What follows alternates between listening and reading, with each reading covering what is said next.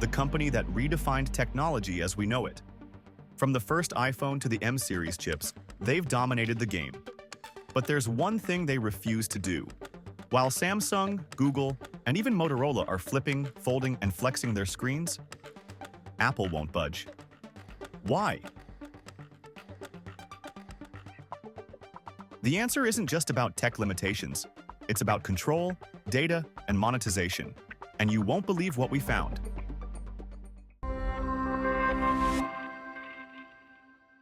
Luxury tech brands don't just sell devices, they sell you.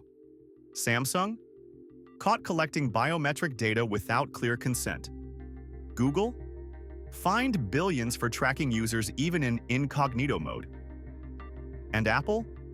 Oh, they market privacy, but they have a billion-dollar deal quietly selling your searches to Google. In 2022 alone, Apple raked in over $20 billion just for making Google the default search engine on iPhones. More searches, more data, more ad revenue. But what does this have to do with foldable phones? Everything. Why Apple fears foldable phones? Foldable screens aren't just a flashy gimmick. They're a fundamental shift in user behavior. More screen time, more multitasking, more exposure to rival ecosystems. Samsung's Z Fold, for example, encourages a more desktop-like experience, which threatens Apple's walled garden. Apple thrives on control. A foldable iPhone would mean a more open UI experience, bad for App Store dominance. More reliance on Google search, less profit from their privacy-first ad business. And increased fragility, higher repair costs, more bad press. Apple's entire ecosystem depends on tightly integrating its hardware and software to lock users in. Unlike Android, which allows more customization and multiple app stores, Apple's iOS remains highly restrictive. Foldables naturally encourage multitasking, sideloading apps, and using third-party services. Apple has spent years conditioning users to rely on iCloud, iMessage, and Apple Pay.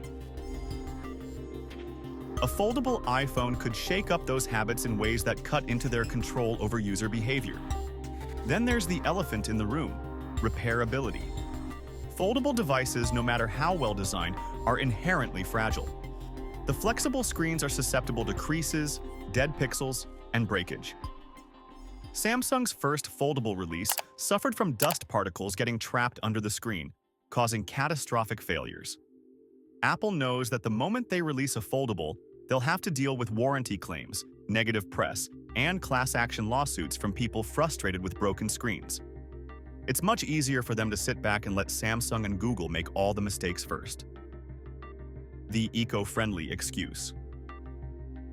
We're working to make every iPhone, iPad, Watch, and Mac with 100% recycled or renewable materials.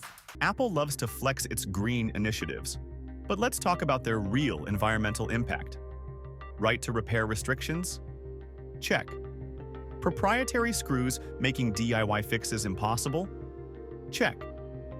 Slowing down older devices to save battery life, but really to push upgrades? Big check. Apple's environmental stance is a double-edged sword. They've eliminated chargers from their boxes, claiming it's for sustainability, but it conveniently forces users to buy accessories separately. A foldable iPhone would likely require specialized components, expensive hinge repairs, and proprietary replacement screens that only Apple technicians can handle. That means more e-waste, higher repair costs, and a heavier carbon footprint. Things Apple doesn't want associated with its brand. Apple's battle against right-to-repair legislation further highlights its reluctance to enter the foldable market. They fought hard to prevent users from fixing their own devices, citing security and safety concerns. Yet, independent repair shops argue that Apple deliberately makes repairs difficult to push consumers toward purchasing new devices instead. Imagine what that means for foldables. If replacing a standard iPhone battery is already a challenge, fixing a folding screen could be a nightmare. Industry, pressure, and future moves. But here's the plot twist. Apple is working on foldable tech, just not for iPhones. Patents reveal foldable MacBooks and iPads are in the works. Why? Less risk, more exclusivity, and higher margins. A $3,000 foldable Mac. That's the Apple way. It makes sense from a business perspective. Tablets and laptops have more screen real estate, making foldable designs more practical. Apple could position a foldable iPad as a hybrid laptop-tablet experience, targeting professionals and creatives. They could integrate their M-series chips, offer pencil support, and charge a premium price for a product that isn't as fragile as a foldable phone. The market for foldable laptops is still young, meaning Apple can define the category without the same level of competition they'd face in the smartphone sector. Apple's patents also hint at radical improvements, like self-healing screens that could remove creases over time. If they manage to crack the durability issue, they'll wait until their version of the foldable device meets their "it just works" standard. Unlike Samsung and Google, who launch products and refine them later, Apple prefers to enter markets when the technology is polished enough to sell at a premium. The business of not rushing. Apple has a history of waiting and then dominating.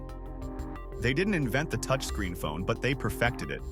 They weren't first to wearables, but the Apple Watch outsells all competitors combined. They lagged on 5G, but now they own the premium smartphone market. So why rush into foldables? Apple's approach is strategic. They've let Android OEMs take all the risks with foldable screens, observing their failures and refining their own designs behind closed doors. Samsung spent billions on R&D to develop foldable OLED technology. And while they've improved significantly, issues like creases and hinge durability still plague their devices. Apple will likely wait until manufacturing processes improve and costs decline before making their move. When they finally release a foldable, expect it to come with a premium spin. They'll market it as the first truly seamless foldable experience, using their refined software-hardware integration as the selling point. It won't be a gimmick. It'll be Apple's vision of a foldable device, polished and highly expensive. So, will Apple ever make a foldable iPhone? Probably. But will it be the revolutionary, game-changing device fans are hoping for? Or just another way to lock users deeper into their walled garden? Would you buy a foldable iPhone? Let us know in the comments. And if you want more deep dives into the hidden side of tech, don't forget to like, subscribe, and hit that bell. You won't want to miss what's coming next.